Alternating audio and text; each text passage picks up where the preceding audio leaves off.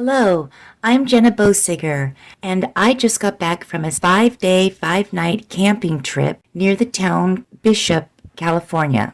On this vacation, I had a strict schedule that I planned to follow to maximize all my vacation time, and I was looking for abandoned mines and gems, signs of cryptids, petroglyphs, and landscape destinations. You're watching Cryptids YouTube channel, and if you also have an interest in mysterious places, please subscribe to my YouTube channel and don't forget to hit the like for this video. I really do appreciate it.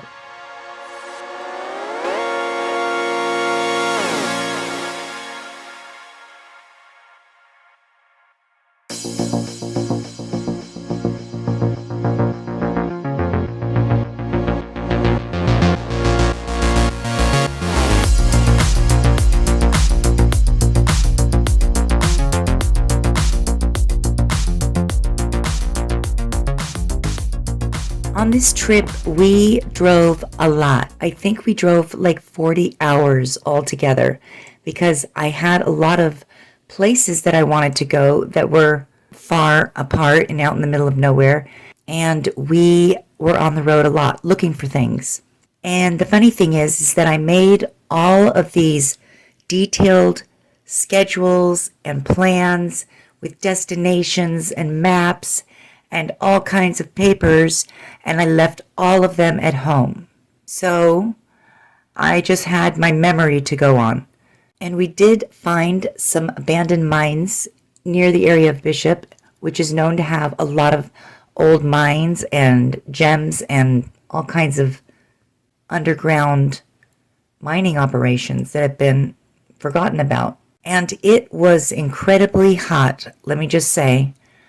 I was hoping to find some gems or maybe some gold. There were two places that I wanted to go to do night investigations.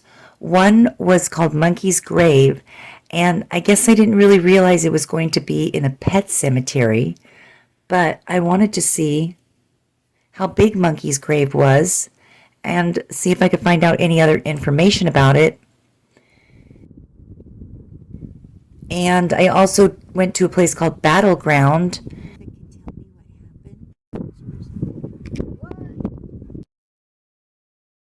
And while I was at Monkey's Grave, we decided to go back during the day, and I was looking around, and I found what looks like a baby footprint. Now, the other footprints that I found, I'm going to say they look like bear footprints, but this one to me looks like a little baby human footprint. And it was right by Monkey's Grave in the pet cemetery. So the other thing I was really looking for were petroglyphs. And while I was looking at the Red Canyon petroglyphs, I found this footprint. I think it might belong to a bear also, because it's like got a round, it's kind of round shaped. And then I also found bear tracks in our campsite because the camp director said that there had been a bear sighted in the area and to be careful, so I was looking for the prints, and I think I found one, or maybe two, actually. Next to our campsite, well, pretty near to it, was a very interesting place, and it had this waterfall. It was very kind of creepy over there, and we went to go investigate, and I started finding scratch marks on the tree. And this one tree had a cross with really tall scratch marks. And in that location, I also found this pile. It could just be a pile of sticks, but, you know, maybe it's a stick structure. But another strange thing that happened there is this thing that was photographed in the background of the picture of me, of Waldo and me. And it doesn't look like a bird because I actually got a picture of a bird in flight in another picture, and it just doesn't look the same, but I don't really know what it is. It's kind of like a V-shaped flying object, and, you know, during the day, I don't know what it is. We also went to Mono Lake, and there were birds that like to put their nests up at the top of the tufa structures. And on the way up there, we stopped by a place called Machirango Museum. It's in Ridgecrest, and it's close to the Coso petroglyphs. I asked about while I was there, and she said that they are not doing tours right now, but to keep calling that museum, and that would be how to find out when they were starting the tours again, calling the museum. There are so many petroglyphs near Bishop, and I went to go investigate as many of those as I could, but the weather was so hot that we were not able to really stay outside for very long. There were lots of cryptid shapes and strange things in these petroglyphs around Bishop. The vibe that I was getting from them was maybe that they were like star maps. There are cryptids, though, in the petroglyphs for sure.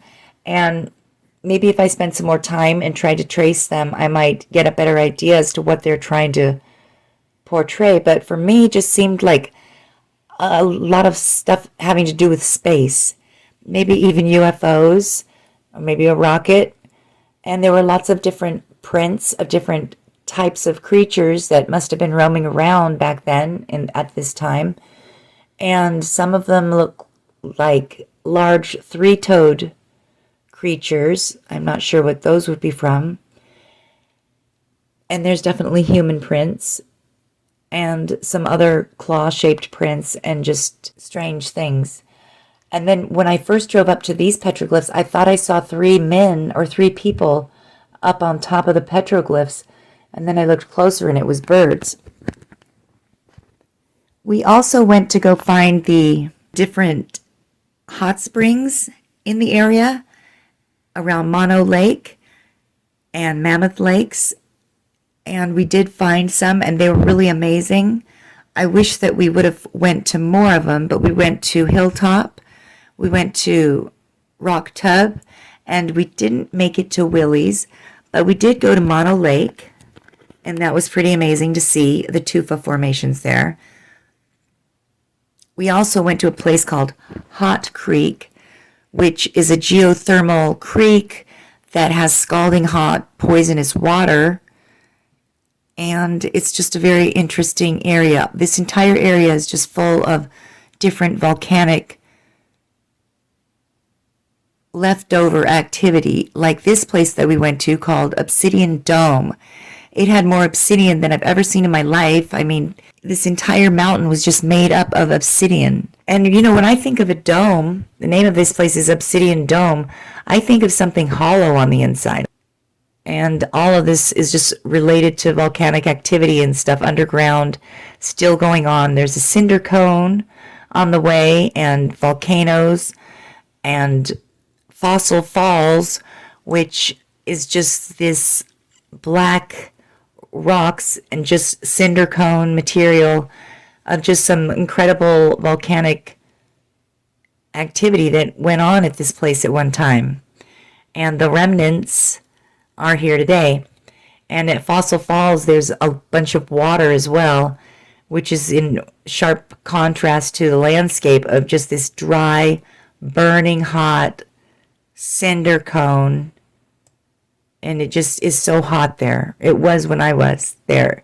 Just for a few seconds, we got out and it was unbearably hot.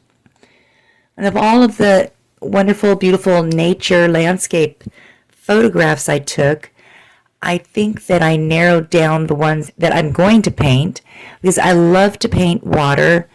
And so I'm going to probably be painting these. So I am going to paint some of these water ones, though, for sure. I just can't wait to do that.